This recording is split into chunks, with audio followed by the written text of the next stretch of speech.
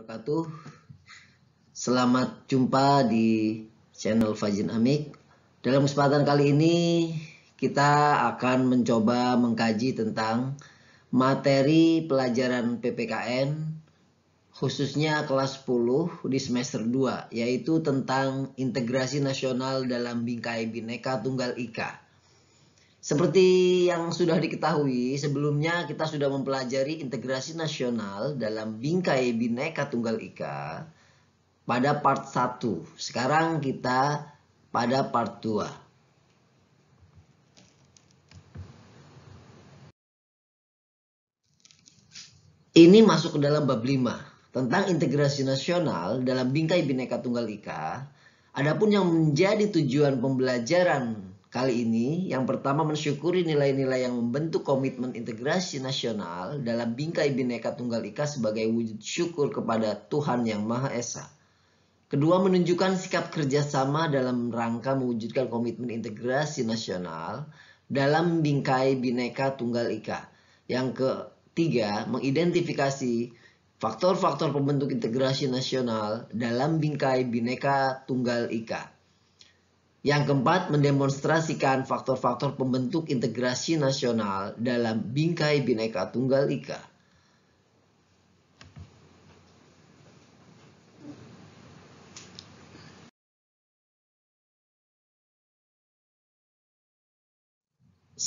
Feedback pembelajaran sebelumnya di part 1, kita mengetahui bahwa Indonesia itu beragam dan keberagaman Indonesia itu adalah faktor bawaan. Dalam arti Indonesia memang sudah kodratnya bermacam-macam, beraneka ragam, majemuk, plural, baik dari sisi agama, suku, ras, dan kebudayaan-kebudayaan lainnya. Fakta bahwa negeri kita ini dihuni oleh bangsa yang sangat heterogen, multisuku, keyakinan agama, ras, dan golongan. Kemajemukan bangsa kita juga memberikan tantangan sekaligus ancaman tersendiri dalam mewujudkan persatuan. Masalah integrasi nasional Indonesia sampai saat ini juga belum tuntas.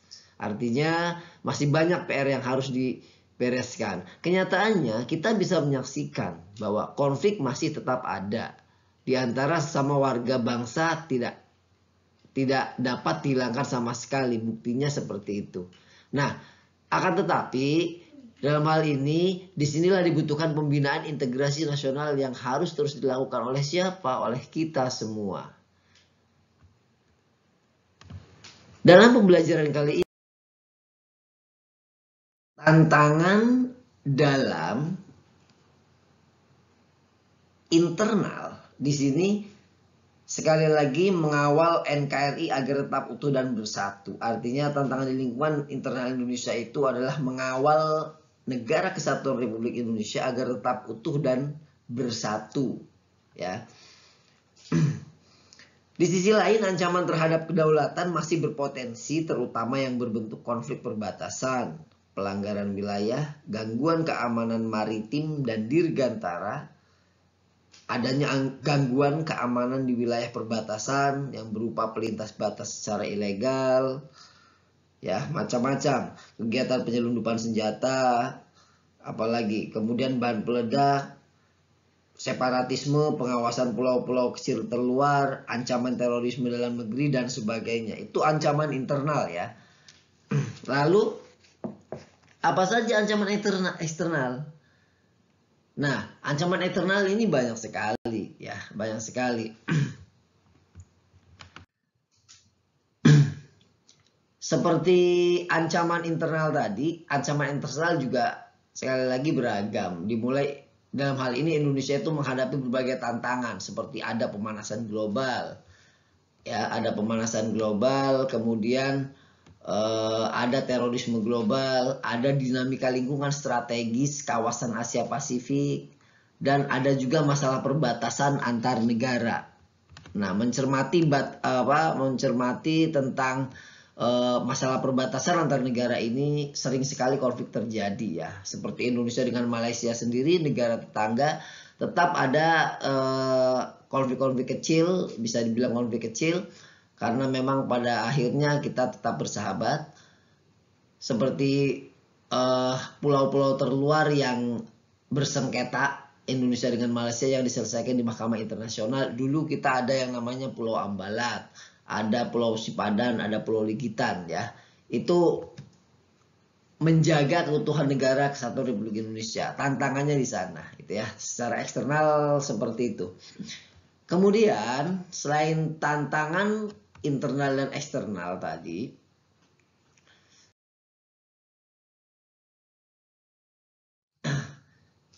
kita lihat sekali lagi internal dan eksternal keduanya tetap ada ya, dan butuh partisipasi dari seluruh warga negara ya, terutama pihak terkait pemerintah dengan partisipasi warga negara supaya efektif dalam menjaga keutuhan negara Republik Indonesia.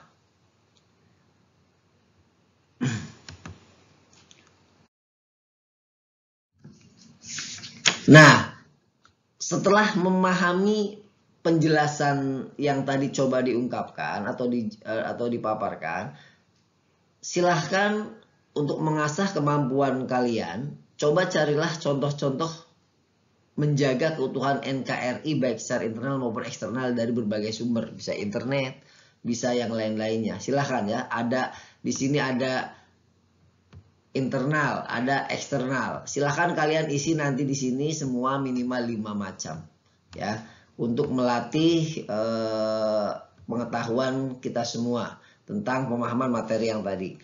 Kita lanjutkan. Selanjutnya yang kedua, pokok bahasan kita pertemuan kali ini adalah peran serta warga negara dalam menjaga persatuan dan kesatuan bangsa. Yang pertama yaitu mengenai kesadaran warga negara. Nah, kalian pernahkah jadi petugas upacara di sekolah? Ada yang pernah, ada yang tidak pasti. Apa pendapat kalian jika ada teman kalian yang tidak mau atau malas mengikuti upacara? Kalian juga pasti beragam jawabannya. Silahkan kalian jawab nanti dengan guru kalian, dengan teman-teman kalian saat pembelajaran berlangsung. Nah, di sini tentang kesadaran warga negara ini kita pasti berbicara tentang bela negara. Ya. Kenapa kita bicara bela negara? Karena bela negara adalah suatu hal yang wajib untuk kita semua. Salah satunya tadi ada upacara kalau siswa. Ya.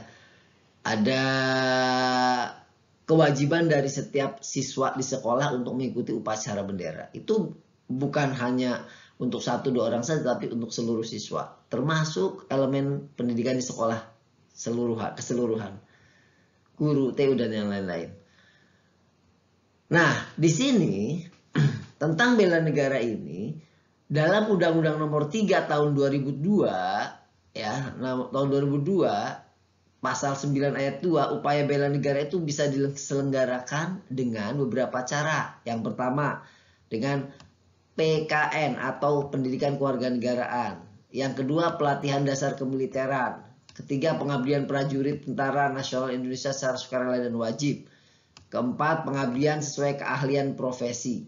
Yang pertama kita soroti, hari ini, detik ini, kalian sedang menjalankan proses pendidikan kewarganegaraan. Termasuk yang disampaikan ini, materi pembelajaran yang telah disampaikan ini, yaitu termasuk rumpun sisi pendidikan kewarganegaraan. Ini termasuk upaya bela negara. Jadi detik ini kita sedang melaksanakan proses pendidikan kewarganegaraan, dalam arti sedang melaksanakan proses bela negara. Pasti kalian tidak sadar.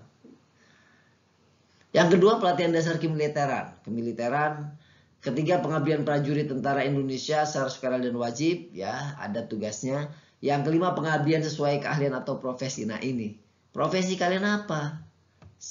Yang namanya bela negara itu disesuaikan dengan profesi atau keahlian masing-masing. Tidak mesti sama harus berjuang mengangkat senjata, tidak. Tapi disesuaikan dengan profesi. Guru mengajar dengan baik. Pekerja perusahaan harus bekerja dengan taat, harus bekerja dengan tekun. Pedagang harus jujur dan yang lain-lainnya. Banyak sekali. Kemudian yang kedua, Kesadaran warga negara, mohon maaf ini nomor yang kedua ya, kesadaran warga negara atau kesediaan warga negara. Kesadaran warga negara dalam upaya pembelaan negara ditunjukkan dengan tindakan warga negara yang bertujuan mempertahankan kedaulatan dan kesatuan negaranya dari ancaman yang dapat mengganggu kelangsungan hidup masyarakat. Ya, di gambar ini menunjukkan bahwa ada kesadaran warga negara untuk berpartisipasi dalam kehidupan bernegara, yaitu dalam hal ini melaksanakan ataupun melestarikan kebudayaan yang ada di Indonesia. Ini salah satu contoh yang telah dilaksanakan di SMA N 1 Keramat Watu, ya, bentuk kesadaran warga negara dalam melaksanakan atau melestarikan kebudayaan. Selanjutnya, yang kedua, bela negara dan hakikatnya, ya, bela negara dan hakikatnya. Bela negara dan hakikatnya ini, bangsa Indonesia itu kan bangsa yang besar. Karenanya bangsa Indonesia berhak dan wajib membela serta mempertahankan kemerdekaan dan kedaulatan negara, keutuhan wilayah dan keselamatan segenap bangsa dari berbagai ancaman. Pada hakikatnya semua warga negara wajib membela negaranya. Itu dijamin oleh undang-undang, ya, pasal 30 Undang-Undang Dasar 1945 sebagai Konstitusi Negara Republik Indonesia. Yang ketiga, dasar hukum bela negara. Dalam upaya bela negara terdapat beberapa dasar hukum tentang kewajiban bela negara. Untuk mengetahui saja, pertama TAP MPR nomor 6 tahun 73. Kedua, Undang-Undang nomor 29 tahun 1954. Ya. Ketiga, Undang-Undang nomor 20 tahun 82. Kemudian yang keempat, TAP MPR nomor 6 tahun 2000. Kemudian ada TAP MPR nomor 7 tahun 2000 tentang peranan TNI dan Polri. Yang ke 1, 2, 3, 4, 5, 6. Yang keenam, tentang amandemen Undang-Undang Dasar Negara Republik Indonesia tahun 1945 pasal 30 ayat 1 dan 2. Yang terakhir ada Undang-Undang nomor 3 tahun 2002 tentang pertahanan negara. Ini ya. Ini dasar hukum bela negara. Yang keempat, kesadaran warga negara. Tadi sudah kita bahas ya. Ya, yang terakhir, peran serta warga negara dalam menjaga persatuan dan kesatuan bangsa ini.